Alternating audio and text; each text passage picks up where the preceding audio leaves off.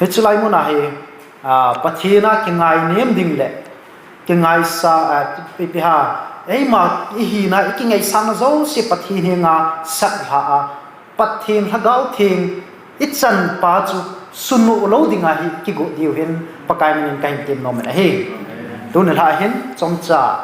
pathin lhagao theng sunoh ti chung cha chom cha ki ho le mo te pathin he nga taw na hin mang ka te Jehovah pathen pakai atheng nang ma na hi tu ne na ho bung mi te ho hin lhagao theng ka ngai cha de lhagao theng thum na no pathen he pa kapeng jing ve na hi ahin la lhagao theng chu nei pit ta zong la chum pakai lhagao theng hi a kep dang ka thip lo lhagao theng hi a chin tu dang ka thip lo a ki vok pi dang ka thip lo ba la pakai tu ne hi mang tha ki the ke je ven pakai nang ma um pi na ka ngai cha ve na hi na ki thu pi na ka ngai cha ve na hi pakai tum tha pha nen bible ko na lhagao theng dar ha mi abui na le pakai ki cha nam dan ka hin da de hi ven nung Satan na yung pimentin pakai sumen ang katabi na hi amen pathen lhagao theng hi ehon I thum jing Kevin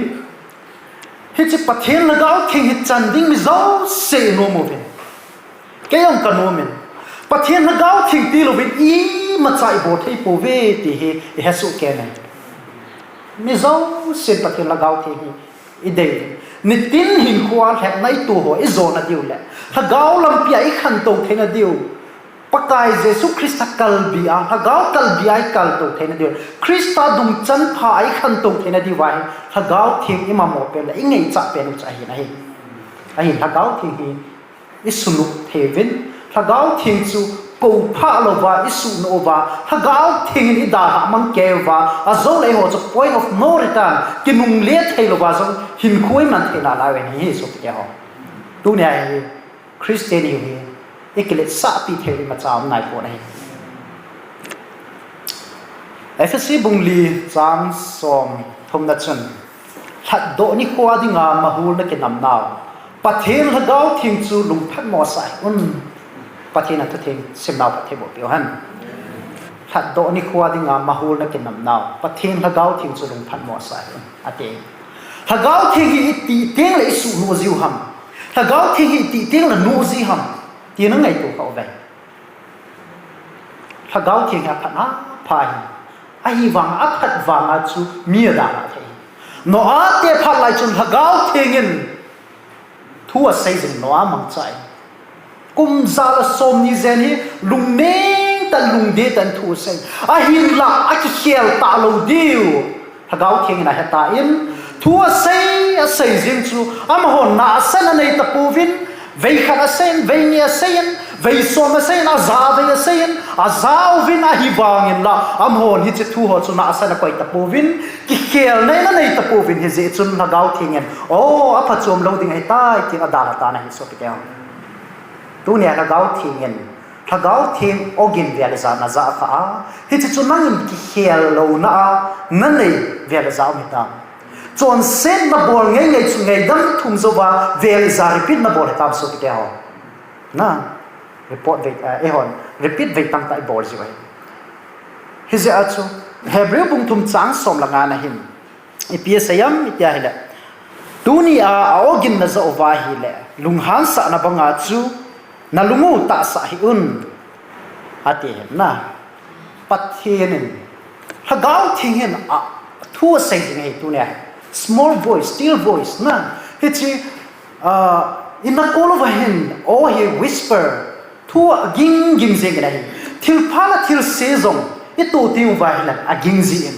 a hin lai on sen na hi champion ni piji gen atam zo na sen na hi zo sa jiven satan hi izo sa jiven ei ma lu ngai cha na zo chu I chi ji ta na hi he chi pa chun zo la na ei pi o hi in hit the banga chu lhagao thingen a thu sei ingai lo vai le a zo ting le I lung thim ta adan ding he cement banga cement ko aniam pe la ki hal pe la ko I dei ya set the I dei ya bol thei a him la chom khat hui la na koi ting la ta ding hai ta nei cho tieng ta ki khial thei lo I lung thimu jong chi ta banga chu lhagao thing thu sei na sa wai koi ba la chu ta ba chu cement banga ta ding hai le chubahin character kan hi anavel Judah Iscariot kitipahi ihasu Kevin Judah Iscariot ahin pois adin lukbung som nilanin ahin iwa na hila lukbung som nilani chang thum na chu in som lani la Iscariot atiu Judah sunga chun satan alu ne nahi atis Judah Iscariot sunga chun satan alu tan satan apan satan na tong tai ipizia Judah Iscariot seiji soblani la apanga Jesu nung zuya ahiwanga asunga su satan pan sateham Jesu na sei na chun Jesu hin Judah Iscariot adan atikin na hi chang som ni lani na hin hitin asei na hi lukbung som ni lani chang som ni lani chun chule ta biam him chapa chu akigun banga chi pe ding ahi wangin apedo apang pa chu adan ati apedo apang pa chu adan ati so ipizia apedo apang pa chu adan ati ham tina Pathen thilgon chu Jesu ahung pending leise na chuting ta thogim ding mina bola ding Calvary cross a thiding ti chu zo se chu a chingei banga chi ding ahin la tu nia o Judah Iscariot satan na to ama hel khali chulai muna apan kha ding adana ati so aji chu ama chu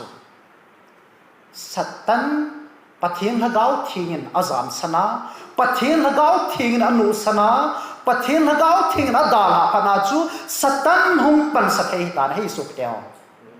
tu ne hi Christian di tai ki sa mai thei na Jesu nung zui Judah Iscariot hin ko chui va na hi la Jesu Christa hi ama hin lhagao lama velovin ta salam zo hin an havet zo na hi ta salam phat chum na da havet zo Judah Iscariot chu sumangai luin ama chu sumbe ko na pangin na ama na plan chui pi hamitila ama chun tasa lengam hong kitun do Judah lengam hong kitun do Rome lengam su hwa am ding pa ama hen ave in hich lengam chu independent amute ngova Jesu lenga hitenga hela ama chu finance minister dinga he nasaka ki go na nei hen ahina he hich va hen ama hen kisun na nei cho ipizia ki song ham Jesu nung azun na hen ha sam nai macha mo po nei ipizia nam akil hon pi pa Jesu chun avat na hela mitso hozong achil le bol hu amangin asudam le Judah Iscariot amu nahi mi sanga ava Judah Iscariot amu nahi mi sanga zong chu numeile chapang simlo wa kitina lai chu na numeile chapang sima chu scholar ho su dungja chu mi sang som la sanga zen hi na ava thai chu chu izana pila nga ni to changla phenga se so pe ho pathen lo pian na chu ba chu ava do zong basket som lan hi lam ba lai hit the bang thil bot he pas amu hin ama hin go thimin kho abeng jing tan so pe ho na ipizunam kila akisun pi dan chu Jesu Christa chu thil bot he bolmo kidang bot he ti chu ama amu chin ta nai ala el bai ho jong chu kipa do in lam zo ta na tia chun na khongai man lova a phe ki zilova alom na ki zilwa lam azo jing wa chu na ala Judah Iscariot thil ke bor ho zo se to miracle so se to amuin he so na ma hin kisun na om tai ama kisun na chu Jesu thil bor thina chana ke song ne he so ki ta ten Jesu cho azuin ama hin angai to kha chi ki tam te la Jesu Christa hi leng hi sa gang chaling ti ama long to mai aje chu hi chlai phat conditional chu amoi room leng vai pu na no ya mai na zakai ho jong chi hen chu zakai ho chu room te dinga tax collector le chu na tax collector ya chu Judah te room government khan to the na dinga chu zakai mama chu ami te hola sumdi lo donai tabanga chu hi chu sumwa chu room government chu support aboard chu hi chi je a chu kai dong pa chu adat dau chu na ade sa na hi chu ai ale hi chlai ama political situation chu ivat na wa hela ipem rom te khot nuya na sata suppress yu cho na sata su gan the amo ala ma ho so jealous kiti ho song ipem amo ho thing nui me ho song na sata hi iti la independent muding ham ti ho song hina angai to cho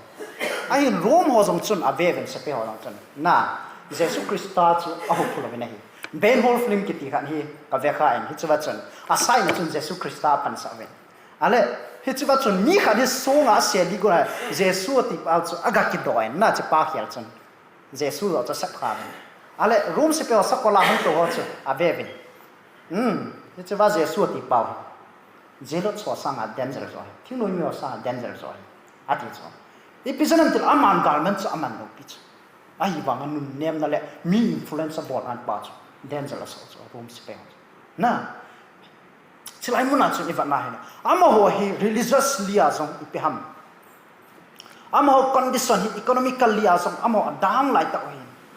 hi chilai den mon lai ta judais karonen Jesus Christa cho gang thei pe na lenga tun do ding ti hi anno ma hin hi chu aman na sa pha phu na hi na hi aje chu rom te ho to ki sa ding tan lang rom government su ru de ta jong la Jesus Christa in